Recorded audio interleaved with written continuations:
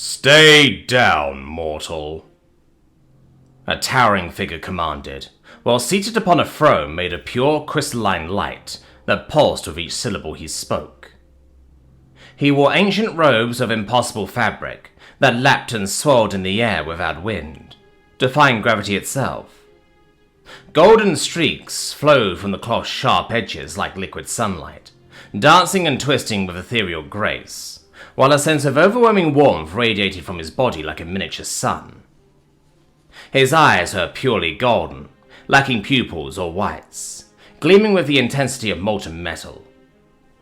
His facial features were perfectly symmetrical, every angle and curve precisely measured and balanced, as if cut out by master craftsmen working with divine instruments.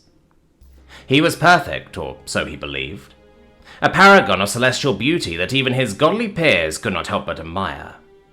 To himself and his fellow immortals, he was the very definition of divine perfection.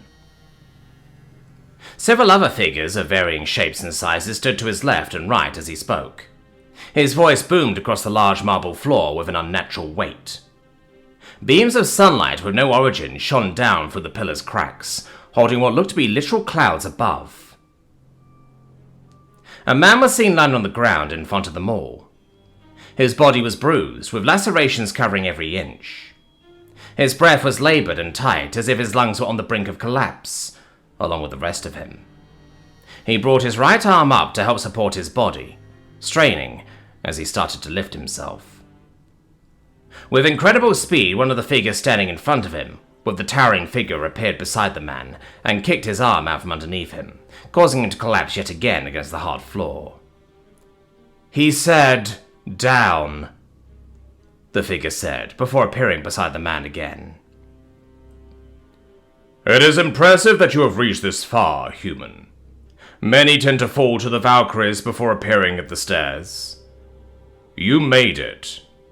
That doesn't mean you deserve anything less than death, let alone standing before us," the towering figure said again.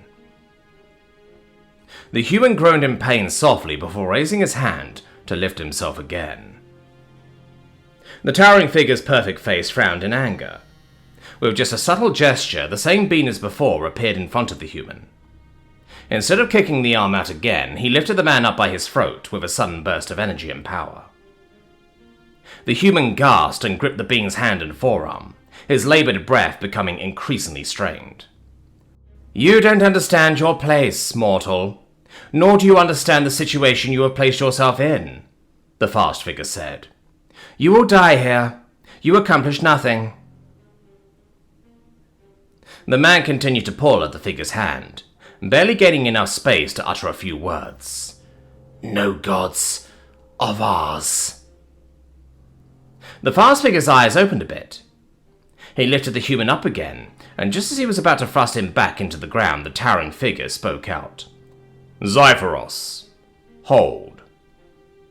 Zyphoros stopped suddenly on command. "You are the reason for our existence, human. We were born by the imagination of billions. As much as your kind regrets it, we are your gods," the towering figure said, looking towards Zyphoros and gesturing him to drop the man. With a thud, the human plopped onto the floor, his body splattering against the wet surface of his own blood. As usual, he began lifting himself up. "What makes you think they can't make more?" The man coughed up some blood, looking towards the towering figure. "You have toyed with, killed, raped, and manipulated humanity for centuries, and you can't think of anything they would rather believe in than you?" Almost instantaneously, the man was launched nearly 30 meters into the side of a marble pillar. The impact was so heavy that even the furthest god felt the vibration. "I couldn't stand for his insolence, father." A hooded figure walked out from beside the towering figure. "I was still speaking with him, Vaydrif," the towering figure replied, looking toward Vaydrif, who wore an unamused face. "Father," Zyphoros said concerningly, "he questioned your celestial standing. Out of love and respect for you, father, I felt the need to intervene. I apologize."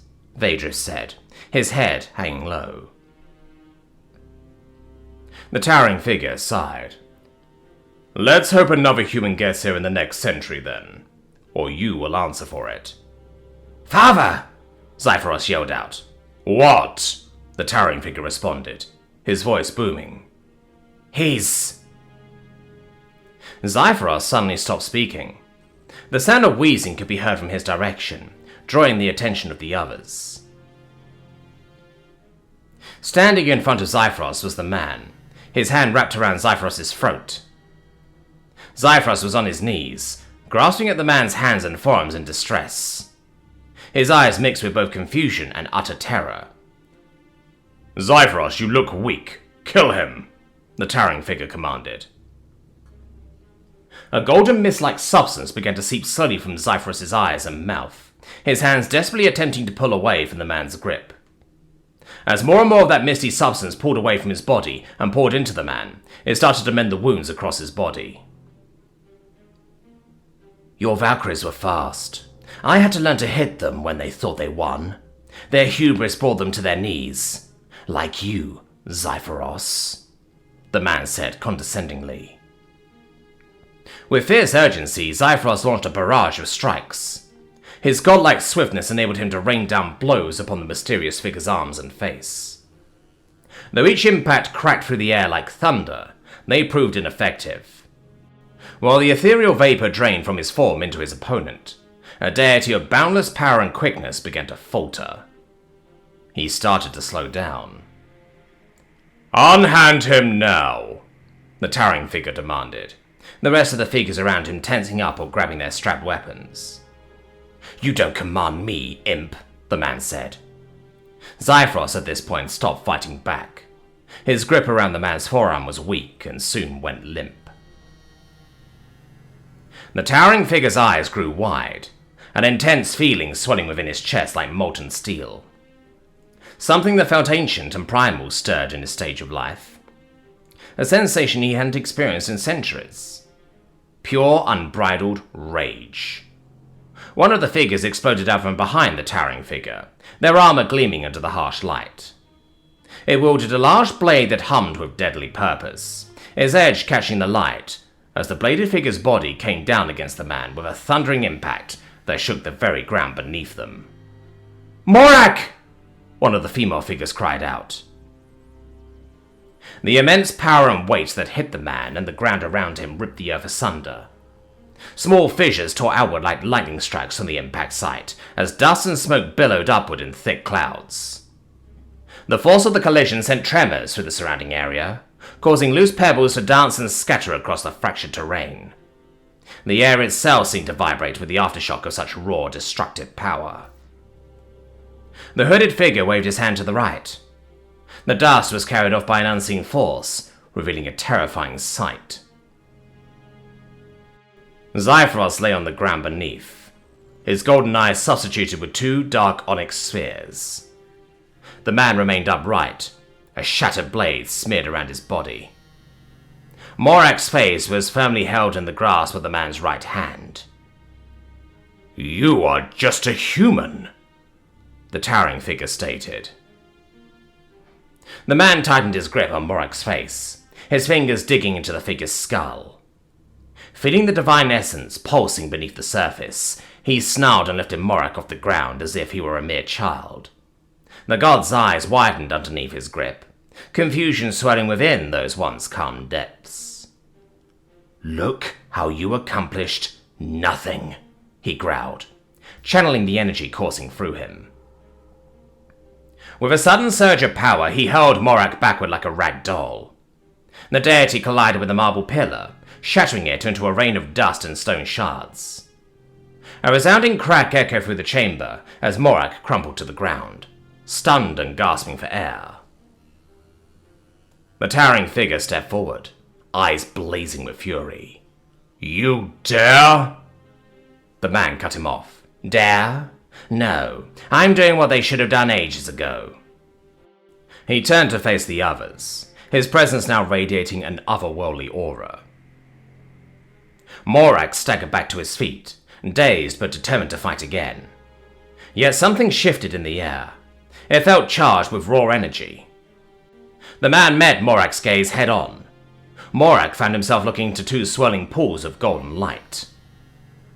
The moment froze as their eyes locked. Morak's disbelief against the man's newfound brilliance.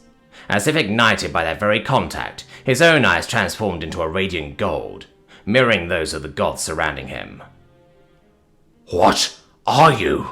Morak stammered, uncertainty creeping into his voice. "I am the result of your actions. I am your consequence, the sun to your Icarus," he declared with conviction, each word dripping with authority that shook the foundation of their beliefs. "I am the child born from their cries for justice, and they will no longer bow to your cruelty."